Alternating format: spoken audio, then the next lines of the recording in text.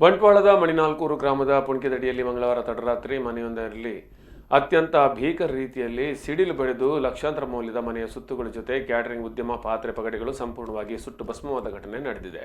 ಪುಣಕಿದಡಿ ನಿವಾಸಿ ಲೋಕೇಶ್ ಪೂಜಾರಿ ಅವರ ಮನೆಗೆ ಸಿಡಿಲು ಬಡಿದಿದ್ದು ಅವರ ಮನೆ ಮಂದಿ ಪಕ್ಕದ ಮನೆಯಲ್ಲಿ ಮಲಗಿದ್ದ ಹಿನ್ನೆಲೆಯಲ್ಲಿ ಭಾರೀ ಅನಾಹುತವೊಂದು ತಪ್ಪಿದಂತಾಗಿದೆ.